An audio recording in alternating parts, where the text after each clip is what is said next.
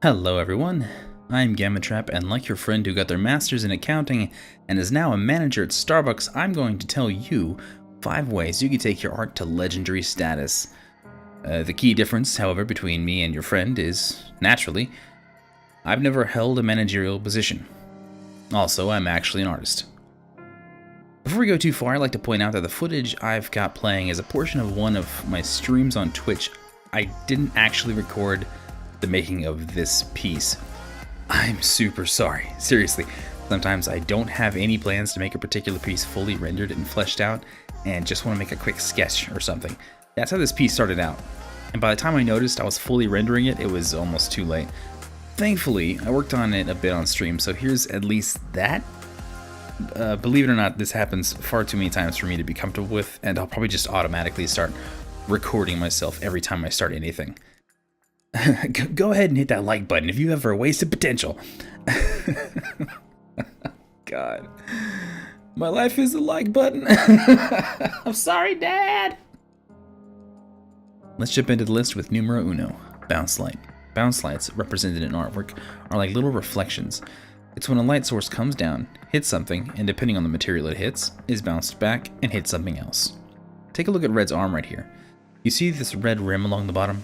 That's the light coming down, bouncing off the red sheets, and going up to hit the bottom of her arm. It should also be known that bounce light is typically the same color as its secondary source, like the sheets. Red sheets, red light. This being the case, let's take a look at her knife. The middle of her knife has reflections of her finger. Now, these are only reflections, and it's not really bounce light, but it's just easier to think of the concept as closely similar. Light hits hand, hand hits metal. Number 2, pivoting. Can you tell me what the main difference is between these two images? Spoilers, it's not that one has more fun, though that is a tiny part of it. Early on in this piece, I didn't draw red with a hand. I would like to reiterate that this is originally just supposed to be a fast, fun little sketch, but I didn't put too much thought into it. But as I went on and started realizing that I was genuinely trying to make this piece awesome, I knew that it didn't look good to have both her hands under the sheets. One of them was fine because it was doing something, like lifting the sheet, but the other hand had no story value, which is something we'll cover shortly. A pivot is when you make a change in the piece for the sake of improving it. This can be as simple as changing the hair color because the pink blended in with the sheets too much, or something more complicated like adding a limb, even up to scrapping the whole thing entirely, no matter how much work you've already done, to start over in another direction.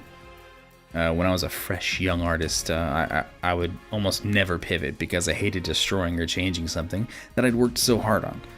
The longer I've been at this, I understand that pivoting is often the point when something good turns into something great. And knowing that, it no longer bothers me because I'd rather have one great piece than a couple okay pieces. Number 3, story elements. There is some art out there that's just meant to look nice. And there's nothing wrong with that. Like this. This is a flower. And it's nice. There's very little about this flower that makes the viewer go much further than that. But if you want your viewers to spend more time looking at your work or have it elicit a stronger emotion than nice, then you'll want to have story elements. Story elements are elements in the image that communicate with either other elements in the image, elements outside the image, or the viewers themselves. The easiest way to do this is try to have as many elements in your image doing something, like the arm. It was out of frame and buried in the sheets and not really doing that much other than that. So that was a wasted element. After I took it out, it automatically added a sense of balance, more on that later. And without it, I would never have thought about giving Red a weapon. Ooh, now she's got a weapon. Well, that's dangerous. Her other hand is lifting the sheet, maybe to protect herself? Let's add something falling on her. Oh look, shards of glass.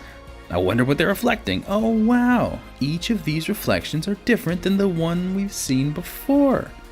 Maybe there's something magical going on here. The only thing falling on her is petals. Maybe the magic is turning the glass into petals. And, like, you see how the connections work? Number 4, balance. Balance is when elements of the piece utilize the space of the canvas to make you spend the desired amount of attention on as much of the canvas as possible. There are better ways to say it, but here's mine. If there's too much stuff on the right hand side of the canvas, it's too heavy on the right. If there's too much stuff on the left hand side, it's too heavy on the left. So if there's pretty much as much stuff for your eyes to look at on both sides, you'd make a great monk, because you have achieved balance. It's not uncommon for some pieces to be off balance on purpose, but if you did it on accident, you don't get to use that as an excuse, because you probably didn't set it up to actually look good unbalanced. If it still looks good regardless, that's a happy accident, and it would still be a good idea to make pieces in the future with this principle in mind. And number 5, contrast. Hot, cold, smooth, rough, dry, wet, dull, shiny. These are natural occurrences people see almost every time they open their eyes. Seriously, look around real quick. Tile, carpet, windows, walls, fabric, plastic, dirt, grass, reflective, non-reflective, light, dark. Literally almost every time your eyes are open and you are receiving information through them, you are picking up various visual contrasts. This is such a constant occurrence that people have shown to spend more time examining artwork that has these contrasting elements. This could be due to a number of reasons, but one of the most commonly believed is that people find it more relatable. The way I incorporated contrast in this piece, for example, is warm colors with cool colors, soft materials with hard materials, and straight lines and shapes with smooth and curved ones. There's obviously way more information on these topics I could cover, but this video is certainly long enough. If you'd like to learn more, or you enjoy time lapses of artwork, because those are my things, then subscribe. I plan on making a video sometime dedicated to the cool artwork I forgot to record, like Red here, but that can probably wait. I also plan on making a guide for artists who want to start streaming their work on Twitch. That's actually on the list, so expect that coming soon. Also, people often say things like, I don't get it, why aren't you bigger? I don't know the answer or answers to that question, but if you've made it this far, go ahead and share it on your socials like Twitter or whatnot. And once you've done that, leave a comment saying shared below. I'll pick one of you and make a random sketch for you in the future video to show my appreciation. All that being said, thank you so much for watching, and I'll catch you in the next one.